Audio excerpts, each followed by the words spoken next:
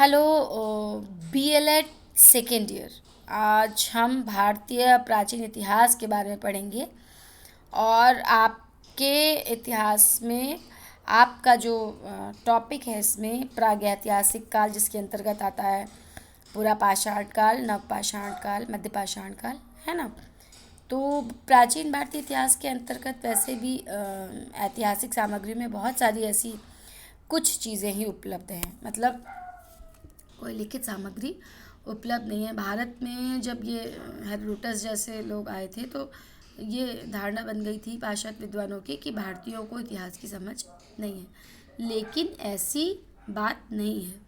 वर्तमान में जो भी इतिहासकार ऐतिहासिक घटनाओं के कारणों के बारे में और कार्यों के बारे में संबंध स्थापित करने का प्रयास करते हैं, वो केवल उन घटनाओं का ही वर्णन करते हैं जिससे आज वर्तमान में कुछ न कुछ सीख मिल सके। तो भारतीय इतिहास को अगर हम बात करें, यहाँ से आपका है कि हम जिसका भी लिखित, जो भी इतिहास लिखित रूप में वर्णित नहीं है, जिस काल के लिए कोई लिखित साधन उपलब्ध नहीं है, उसे हम प्रागैतिहासिक काल कहते हैं। उस काल को प्रागैतिहासिक काल कहा जाता है, जब मानव अस्तित्व में तो था लेकिन लिखाई का आविष्कार नहीं हुआ था, तो इसका कोई लिखित वर्णन नहीं है। मानव ने के जो प्रागैतिहासिक काल का जो प्रमाण है वो केवल कहीं ना कहीं माना जाता है उनके औजारों की, पत्थरों की बनावट से, क्योंकि लेखन को हज़ारों साल लग गए थे होने में। ठीक है, बहुत समय तक 19वीं शताब्दी तक माना जाता है कि कुछ संस्कृतियों में इसका प्रयोग नहीं किया गया था।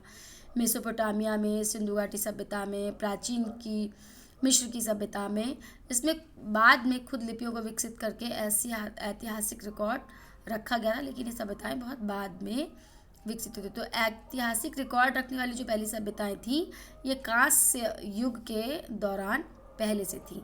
इस काल में मानव इतिहास ने कई महत्वपूर्ण घटनाएं घटी, जैसे हिमयुग, मानवों को अफ्रीका से निकलकर अन्य स्थानों पर विस्तार, आग की खोज, कृषि का आविष्कार और कुत्तों और अन्य जानवरों को पालतू बनाना। तो ये केवल चिन्ह मिलते हैं कि प्राचीन औजार, पुराने मानव और गुफाओं में जो कला हुई, उससे पता चलता है कि इस काल पे, प्रागैतिहासिक काल में क्या क्या हो चुका था। पहिए का आविष्कार हो चुका था, इसे प्रथम वैज्ञानिक आविष्कार माना जाता है। तो इतिहासकार प्रागैतिहासिक कालों को कई चरणों में बांटते हैं, जिनमें पाषाण, कांस्य और लौह युग आता है। ठीक है, पाषाण युग क्या है? जब औजार और हथियार केवल पत्थर के बनते थे। कांस्य युग, जब कांसे, ब्रॉन्ज की खोज हो गई, हथियार इसके बनने लगे। और लौह, जब औजारों और हथियारों में लोहे का इस्तेमाल शुरू हो गया। प्रागैतिहासिक कालों में मानव जीवन बहुत ही भिन्न था। अक्सर छोटे कबीलों में रहते थे, परिवार प्रथा का कोई प्रचलन नहीं था। शिकारों, बस जब जहाँ भोजन मिल गया, खाना बदोश जीवन व्यतीत करते थे और प्राकृतिक स्थिति में ही रहते थे। जैसे जो है वो बहुत सारी ऐसी निएंडरथल मानव, यूरोप और मध्य एशिया में रहने वाला मानव है, और भारतीयों समेत सभी गैर अफ्रीकी मानव कुछ हद तक इन्हीं निएंडरथल मानव की संतान है, ऐसा माना जाता है। तो हम बता रहे थे कि इतिहासकार ऐतिहासिक, प्रागैतिहासिक और ऐतिहासिक दो तरह के काल हैं, और जब सिंधु सभ्यता की बात आती है तो आद्य ऐतिहासिक काल उसे कहा जाता है। ठीक है, तो भारत का जो इतिहास है प्रागैतिहासिक काल और लगभग ईसा पूर्व 600 के बाद का इतिहास ऐतिहासिक काल कहलाता है। सिंधु सभ्यता से पूर्व का जो हड़प्पा और सिंधु सभ्यता है, इससे पहले का जो काल है उसे प्रागैतिहासिक काल, क्योंकि इसमें लिखित वर्णन नहीं है, और 600 ईस्वी ईसा पूर्व के बाद का जो इतिहास है वो ऐतिहासिक काल कहलाता है। और प्राचीनतम लिखित जो अभिलेख माने जाते हैं जिनको पढ़ा जा सका, उसमें ज़्यादातर अशोक के अभिलेख हैं जो 3री शताब्दी के हैं, और इसके भाषा के विकास में 300 वर्ष लगे। तो पाषाण काल में, भारतीय पूरा पाषाण काल की अगर हम बात करें तो उसमें पत्थरों के हिसाब से डिवीज़न किया गया, जिसमें निम्न पूरा पाषाण काल, मध्य पूरा पाषाण काल और उच्च पूरा पाषाण काल, 3 तरह के ये युगों में इसको पूरा पाषाण को बांटा गया है। निम्न पूरा, मध्य पूरा और उच्च पूरा पाषाण काल। पूरा पाषाण काल के औजारों में डिफरेंस कैसे है, देखिए आप तीनों कालों के औजारों में देखिए। निम्न पूरा पाषाण काल में हाथ की कुल्हाड़ी, काटने का तक्षणी और काटने का औजार, इसका निर्माण हुआ था। मध्य पूरा पाषाण काल में फलक, वेदनी और खुरचनी, इन औजारों का प्रयोग होता था। और उच्च पुरा पाषाण काल में खुरचनी तक्षुणी, जिसमें पीछे बेंत भी लगा होता था, उनका हैंडल युक्त माने जाते थे। तो निम्न पुरा पाषाण काल का जो क्षेत्र है वो क्या माना जाता है? पश्चिम में पाकिस्तान सोहन नदी के किनारे, ठीक है। दक्षिण में जो भारत में संस्कृति है।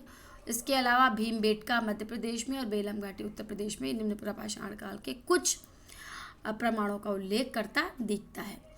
मध्यपुरा पाषाण काल में जो मध्य प्रदेश, कर्नाटक और उत्तर प्रदेश और महाराष्ट्र से यहाँ पर कुछ तथ्य मिले हैं, कुछ ऐसे प्रमाण मिले हैं जहाँ से पता चलता है कि मध्यपुरा पाषाण काल में यहाँ पर लोग रहा करते थे। और उच्च पुरा पाषाण काल में भी आंध्र प्रदेश, उत्तर प्रदेश, मध्य प्रदेश और बिहार, इन जगहों पर इनके उल्लेख मिले हैं।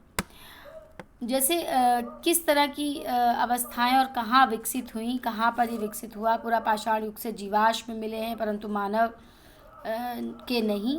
इसमें यहाँ पर जीवाश्मों का मतलब है पता नहीं, कुछ पुराने जानवरों के हैं, ठीक है। कुछ मानते हैं कि यहाँ पर मानव से संबंधित चीज़ें नहीं मिली हैं। सामुदायिक जीवन का विकास उत्तर पाषाण काल में ही हुआ है और माना जाता है कि उस समय मानव समूह में रहना प्रारंभ कर दिया था। परिवार जैसी संस्था का उदय उत्तर पुरा पाषाण काल में ही हुआ, ठीक है। गुफाओं के अतिरिक्त झोपड़ियों का प्रयोग करने लगा था मानव। गुफा की चित्रकलाओं से ज्ञात होता है कि चर्म का प्रयोग जो है मतलब पशुओं की खालों का प्रयोग वो वस्त्रों के रूप में किया करते थे। और तराशे हुए औजार, पत्थर, फोड़ी हुई गिट्टियों से शिकार किया करते थे, पेड़ काटते थे। और मानव अपनी खाद्य सामग्री को बहुत कठिनाई से एकत्रित करता था और शिकार से अपना जीवन यापन करता था। डिटेल नेक्स्ट में आपको नोट्स के साथ हम बताएंगे किन किन चीज़ों का प्रयोग इस समय होने लगा था। तो आपको इसमें वर्णन है कि अभी केवल शिकार संग्रह होता था, उत्पादक नहीं हुए थे। अभी पुरा पाषाण काल में मानव केवल उपभोक्ता ही था। ये आपका मध्य पाषाण काल आता है, इसे संक्रमण काल कहा जाता है। पुरा पाषाण और नवपाषाण के बीच का संक्रमण काल है। यहाँ पर मानव शिकार करके, मछली पकड़ के, खाद्य वस्तुओं का संकलन करके पेट भरता था, ठीक है। और बाकी धीरे धीरे अब बड़े नहीं, केवल छोटे जानवरों का शिकार भी और मतलब दोनों ही तरह के जानवरों का शिकार होने लगा था। औजार बनाने की तकनीकी में परिवर्तन आया था। फलकदार, फलक मतलब जिसमें हत्थे लगते थे, ठीक है, ब्लेड भी होते थे और अर्धचंद्राकार, इस तरह के जो है औजारों का प्रयोग होने लगा था। कृषि की शुरुआत कहीं ना कहीं हुई थी, आग का आविष्कार शुरू हुआ था, ठीक है। और पशुपालन के साक्ष्य भी मिलने लगे थे कहीं कहीं पर। नवपाषाण काल में बहुत अधिक परिवर्तन आया। नवपाषाण काल में कृषि शुरू हो गई, आवास हो लगे, वस्त्र और आभूषणों का प्रयोग होने लगा, आर्थिक क्षेत्र में भी कई परिवर्तन हुए, ठीक है। और ये आपके कुछ स्थान हैं। अभी हम आपको केवल इस पॉइंट से पढ़ा रहे हैं कि आपको एक सरसरी चीज़ पता चल जाए कि आपको किस तरह से किन पॉइंट्स पे पढ़ना है, ठीक है। क्योंकि आप बीएलएड में तो आपको तीनों काल के बारे में थोड़ी थोड़ी जानकारी होनी चाहिए और इसके साथ के नोट्स हम आपको अभी इसी के साथ भेज देंगे, जिसको आप डिटेल में पढ़ लीजिएगा। क्योंकि अगर इतनी डिटेल में पढ़ाएंगे तो सिलेबस आपका कभी भी कंप्लीट नहीं होगा, ठीक है। तो पुरा पाषाण काल, मध्य पुरा पाषाण काल, इसके नोट्स हम अभी आपको भेज देंगे इसके बाद, ठीक। तो ये आपका तीनों काल के बारे में एक छोटी सी जानकारी हो गई।